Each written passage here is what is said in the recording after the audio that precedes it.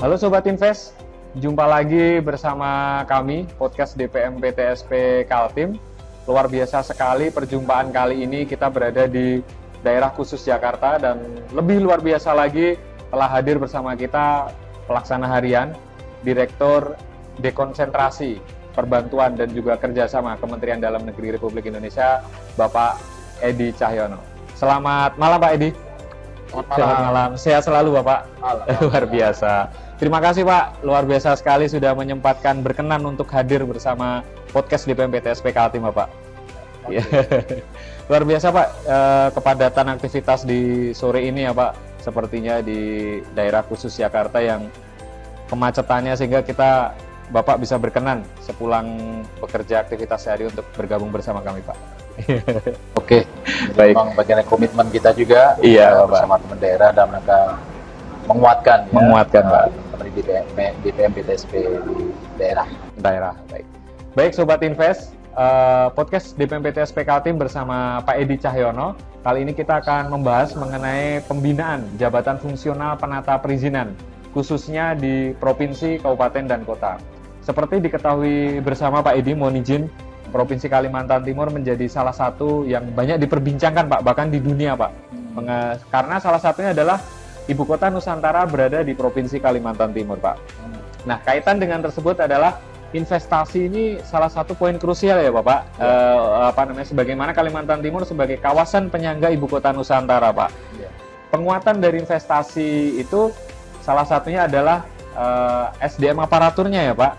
Kemudian di mana salah satu jabatan fungsional yang terbaru adalah penata perizinan. Berkaitan dengan hal tersebut, mohon izin Pak Edi Cahyono, kira-kira bagaimana Pak tugas tanggung jawab dari jabatan fungsional penata perizinan dan juga tugas utamanya itu seperti apa Pak, khususnya buat ASN di Dinas Perizinan Provinsi Kalimantan Timur dan juga Kabupaten Kota Pak? Baik, jadi kalau kita akan bicara jabatan fungsional penata perizinan, ya tentu kita harus lihat dari acuan hukumnya atau dasarnya. Jadi jabatan penata perizinan ya ini mendasarkan pada Permen PAN ya nomor 22 tahun 2001 ya tentang jabatan fungsional penata perizinan. Yang memang ini jabatan fungsional yang relatif masih baru ya. Jadi memang dalam hal ini ya dalam proses bagaimana untuk mengoptimalisasi terkait masalah beberapa kebijakan sebagai turunannya. Ada Permendagri 1 tahun 2023 ya tentang jabatan fungsional penata perizinan yang tentunya ini sebagai dasar yang kuat ya dalam rangka melaksanakan atau mengimplementasikan fungsi-fungsi penataan perizinan yang ada di lapangan. Kita tahu ya kalau kita akan bicara masalah investasi ya, masalah informasi edukasi ya, salah satu areanya adalah bagaimana penyederhanaan perizinan. Nah, kalau kita bicara penyederhanaan perizinan ya, berarti ada aktornya. Siapa aktornya? Berarti kan SDM-nya atau aparaturnya. Nah, di sini letak fungsi pentingnya jabatan penata perizinan ya, yang memang ini dituntut untuk menjadi ASN yang memang berdasarkan pada profesi ya, yang profesional ya dalam kedudukannya melakukan fungsi-fungsi dalam rangka untuk melaksanakan fasilitasi terhadap perizinan, non-perizinan dan hal lain terkait masalah perizinan yang ada di daerah. Kewenangan dari pemerintah daerah. Baik. Pak Edi mohon izin Pak, seperti sore hari ini ya Pak yang luar biasa sekali. Podcast DPM PTSP Kaltim ini hadir langsung ya Pak di daerah khusus Jakarta Pak ya, karena ibu kotanya sudah pindah ke Nusantara ya Pak. Bapak sudah pernah berkunjung Pak ke Kalimantan Timur atau nanti mau bermain di sana Pak? Banyak sekali hal-hal yang menarik Pak di Kalimantan Timur. Baik, insya Allah nanti sekali berkunjung langsung tinggal di sana. Luar biasa sekali Pak. Memang kita harus move ke sana, iya, Pak. Kita siapkan juga ya sebagai konsekuensi kita sebagai aparatur sipil negara Ini bagian daripada program pemerintah ya untuk melaksanakan ibu kota di Nusantara Pak. Dan tentu kita sebagai pengisinya. Betul. Nah, inilah nanti akan kita bergerak senang untuk mengisi menjalankan ya Nusantara, karena memang kita sebagai aparatur yang harus tegak lurus pada kebijakan yang ditetapkan oleh pemerintah. Luar biasa ya Pak. Jadi Bapak sekaligus berkunjung dan juga tinggal di sana nantinya ya Pak. Ya, Allah. Luar biasa Pak. Pak Edi mohon izin Pak, berkaitan dengan nyambung lagi jabatan fungsional penata perizinan Pak. Ya. Sejauh mana berjalan Pak penata perizinan ini bagi ASN khususnya di provinsi dan juga kabupaten kota Pak, Ya. untuk yang akan menduduki jabatan fungsional penata perizinan. Kira-kira kriterianya apa saja Bapak? Kemudian bagi yang sudah berstatus ASN struktural, kira-kira kriterianya seperti apa Pak yang akan melakukan in-passing atau perpindahan jabatan Bapak? Baik, jadi memang ada kriteria yang diatur ya, sudah Permendagri 1 tahun 2003 ya, bahwa nanti semua yang akan melaksanakan fungsi perizinan, khususnya SDM yang di DPMPTSP ya, nanti dilaksanakan oleh penata perizinan, jabatan penata perizinan. Selain penanaman modal yang sudah ada. Oh iya Pak. Karena hanya ada 2 kelompok kan, penanaman modal sama penata perizinan. Nah, memang saat ini kami lagi menyiapkan ya instrumen atau pengaturan tindak lanjut daripada Permen-PAN 22 dan Permendagri 1 2023 tadi kan gitu. Nah, dalam waktu dekat ini ya kita akan melaksanakan in-passing ya terhadap ya teman-teman yang nanti akan sesuai jenjangnya untuk beralih kepada jabatan fungsional penata perizinan. Ya, jadi memang kami sudah mendapatkan banyak usulan, masukan untuk melaksanakan fungsi atau melaksanakan in-passing tadi. Namun karena memang pengaturan secara teknisnya ya, yang seharusnya bulan Juni kemarin. Oh baik ya, Bapak, baik. Tapi kita laksanakan pengunduran karena memang menyiapkan semua tools atau pengaturannya. Nah, jadi nanti akan kita mulai laksanakan sekitar medio bulan Agustus sampai nanti di bulan Desember. Sambil kami menunggu kebijakan lebih teknis berlanjut dari Kementerian PAN. Baik. PAN dan RB. Berarti akan selanjutnya ditindaklanjuti pada Agustus sampai September ini ya Pak, dengan mengacu Permendagri 1 2023 dan juga Permen-PAN tadi ya Pak. PAN 2022. Ya. Nomor berapa tadi mohon izin Pak? Permen-PAN 22 tahun 2021. Dan jabatan penata perizinan. Baik. Ya. Baik. Jadi kalau kita mengkonsepsikan dari jabatan penata perizinan, tentu nggak lepas dari kelembagaan.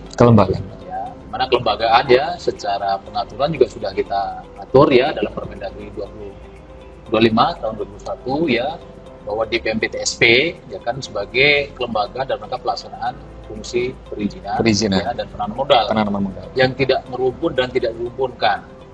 Ya, jadi berdiri sendiri, tidak bisa dirumpun dan dirumpunkan. Baik. Nah, dalam menjalankan ya kelembagaan DPMPTSP tadi ya kan dilaksanakan secara fungsi oleh 2 kelompok, penanaman modal dan penata perizinan. Nah, penata perizinan sekarang lagi kita akselerasi ya kan untuk segera penyelesaiannya. Langkah pertama kita akan melaksanakan in-passing. Nah, yang kedua kita akan menyiapkan nanti skema kebijakan dalam rangka untuk pindah jabatan, termasuk untuk pengadaan formasi untuk CPNS-nya juga, yang secara paralel lagi sekarang kita siapkan. Nah, termasuk bagaimana pengembangan karirnya, ya, kita menyiapkan standar kompetensinya, pengembangan karirnya, termasuk bagaimana diklat teknis maupun fungsionalnya.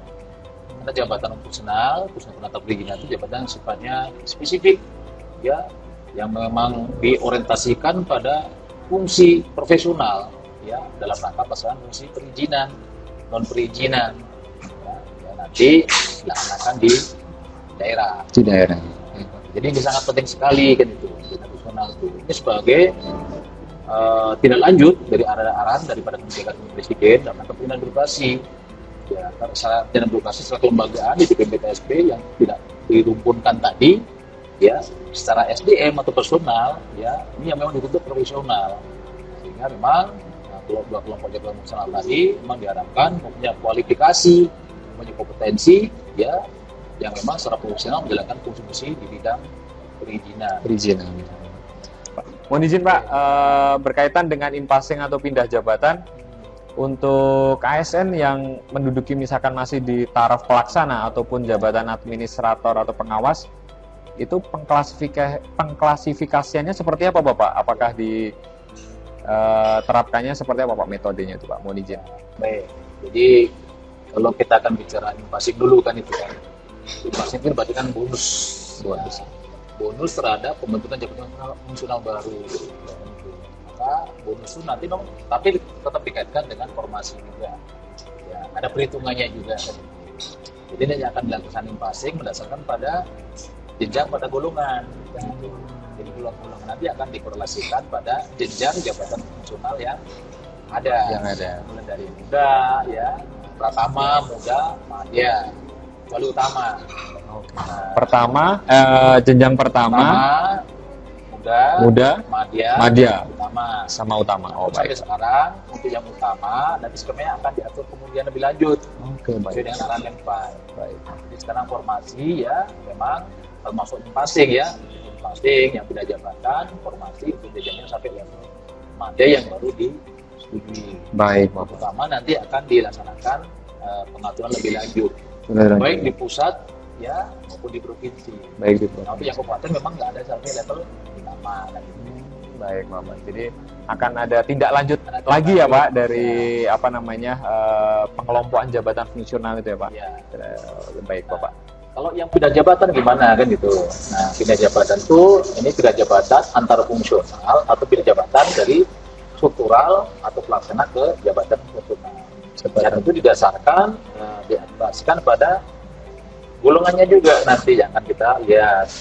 Artinya misalnya ada batasannya untuk madya ya kan. Ya, nanti yang dapat pindah jabatan ya kan nanti dengan misalnya dia golongan 4A kan gitu. Nah, itu nanti bisa menduduki jabatan madya. Dia pindah jabatan kan dari struktural kan. Tapi kalau pindah jabatan dengan uji kompetensi. Berarti akan melewati uji kompetensi juga ya Pak untuk proses pindah jabatan tersebut ya Pak. Nah, uji kompetensi. Golongan nanti ada penyetaraannya, ada untuk misalkan untuk pertama nanti dari golongan minimal apa sampai golongan tertinggi apa. Itu juga untuk jenjang berikutnya. Nanti ada tingkat-tingkatannya. Baik Pak. Mohon izin Pak Edi berkaitan dengan penerapan di provinsi ataupun kabupaten kota Pak yang mana belum melakukan penerapan dari perubahan dari struktural ke jabatan fungsional penata perizinan Pak. Seperti apa Pak yang dilakukan oleh Pak Edi dan juga jajaran Pak? Mohon izin. Baik, jadi ini Kemendagri dalam hal ini kan Dijen Bina Administrasi Kewilayahan kan berkedudukan sebagai pembina jabatan fungsional penata perizinan. Ya tentu karena kita sebagai pembina pasti akan memberikan regulasi, ya kan. Yang kedua melakukan pengembangan, ya kompetensi, ya karir, jenjang, ya termasuk kita memberikan pelatihan untuk meningkatkan kompetensi dan kualitas dari pelaksana atau para teman-teman di jabatan fungsional penata perizinan tadi. Baik. Menjadi pertanyaannya kan bagaimana nanti ya kalau kita lihat dari aspek lembaganya termasuk tadi yang ada teman-teman di daerah yang masih belum menyesuaikan dengan Permendagri 25. Ya tentu ini sebagai bagian dari pembinaan kelembagaan kita juga kan itu. Tentu akan kita terus melakukan evaluasi, dan dilakukan pembinaan. Tentu sifatnya preventif ya kan. Karena kita memang melakukan pembinaan. Jadi kita gunakan agar sesuai dengan pengaturan yang ada. Memang Permendagri 25 itu kan menindaklanjuti juga sebagai bagian daripada konsep reformasi birokrasi. Ya, penyederhanaan perizinan, ya, pemangkasan birokrasi, penyetaraan birokrasi dari aspek kelembagaan. Sehingga memang ini sebagai kelembagaan yang khusus dan sebenarnya arahan presiden untuk ini di PPNT itu lembaga yang langsung melayani dalam bidang perizinan pada masyarakat. Inilah yang butuh adanya pemangkasan struktur. Nah, maka ya jabatan eselon 4, eselon 3 ya kita setarakan untuk kita ganti dengan kelompok jabatan fungsional. Ini dengan harapan selama ini pelayanan birokrasi dari bidang perizinan, baik usaha ya kan, yang sering dianggap berbelit-belit. Kenapa? Banyak kotak-kotak, banyak struktur. Nah, ini akan kita ubah polanya dari struktur menjadi melingkar kan gitu, sehingga akan terjadi fleksibilitas atau konsepnya agile dalam bekerja. Ada tim squad yang nanti bisa terkorelasi berjejaring ya antar person secara profesional untuk mencari target daripada bagaimana pelaksanaan perizinan dan non perizinan yang ada di daerah. Jadi konsep silo ke hive ya ke jejaring lembah ya, sehingga nanti akan menjadi lebih fleksibel teman-teman di DPPTSP itu, sehingga nanti akan tercipta pelayanan yang transparan, cepat ya, tidak berbelit dan profesional ya, karena jabatan fungsional menuntut profesionalisme. Baik.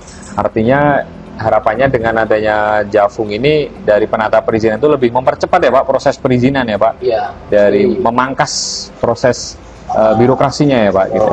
Iya. Baik. Termasuk juga itu kalau kita akan bicara penata perizinan ini kan dengan core dari DPPTSP kan bagaimana investasi dan kepuasan masyarakat dari aspek perizinan kan gitu.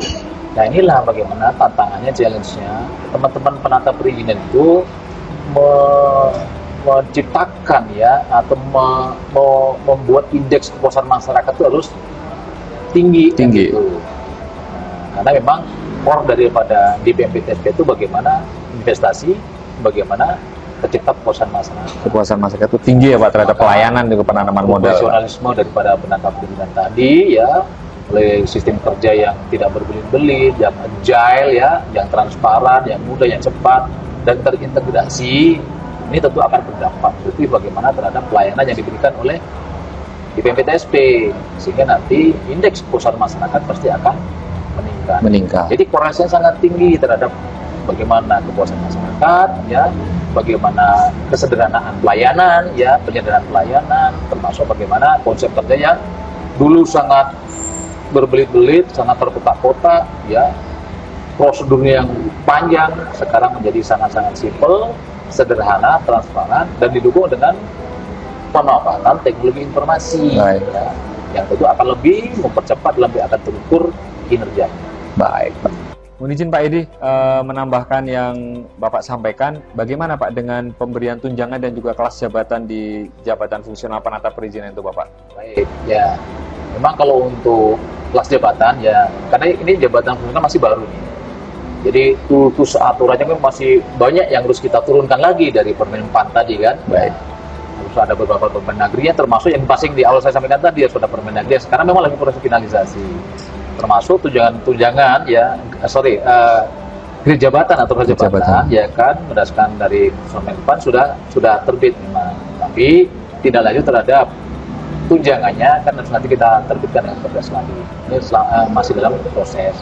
Artinya sekarang jabatan fungsional penata perizinan masih relatif baru ini ya, secara jenjang jabatan, secara grade jabatan sudah ada pengaturannya.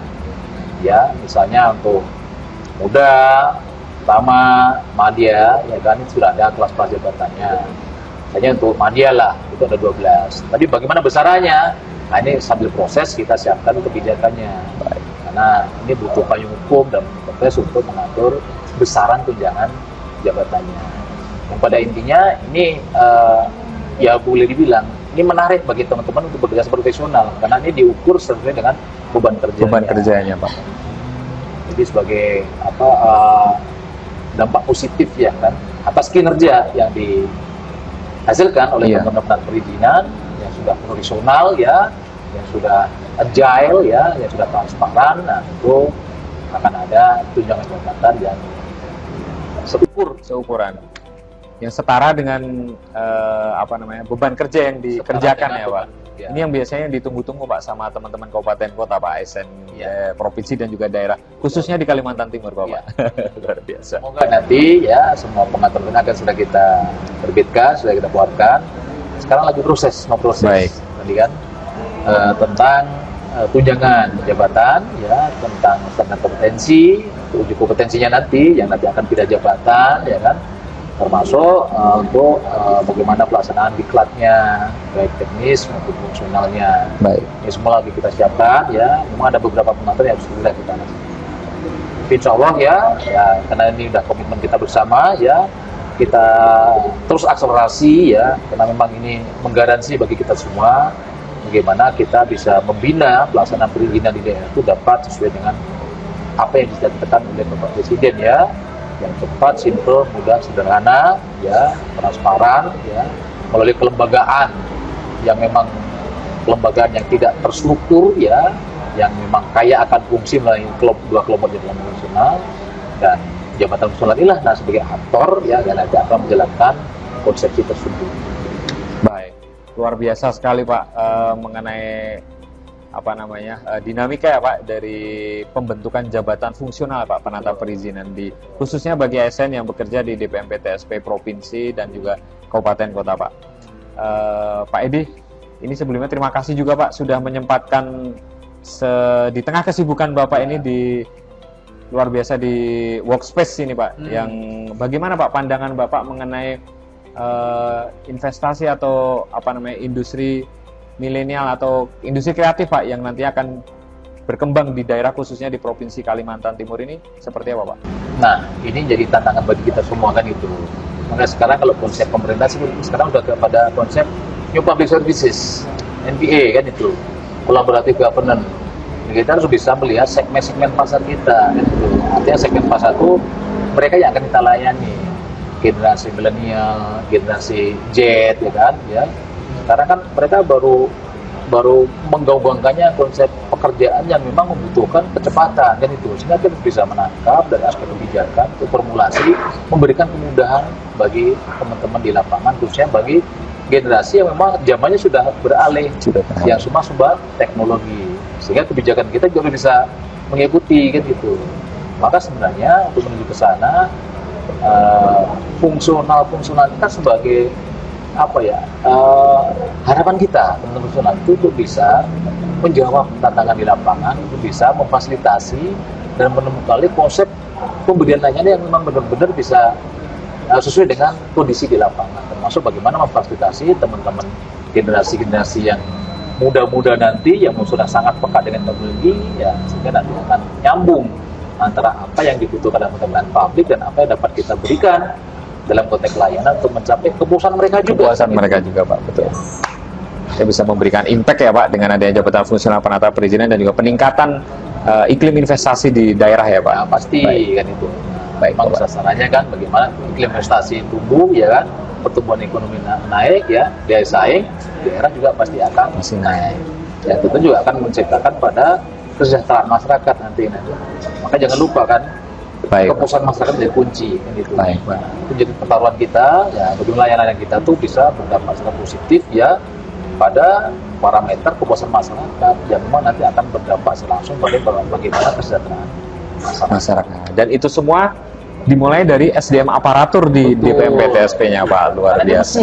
Mesin sekali Pak. Ini akan menggerakkan semua. Maka kenapa kita tuntut mereka profesional ya, transparan, bekerja secara agile, melalui tim-tim squad ya, yang konsepnya kayak sarang lebah itu yang bisa saling terikat, bisa saling simbiosis ya Pak, saling sinergi ya Pak. Mutualisme ya, tidak ada lagi istilah ini pekerjaan lo, tapi sekarang pekerjaan kita.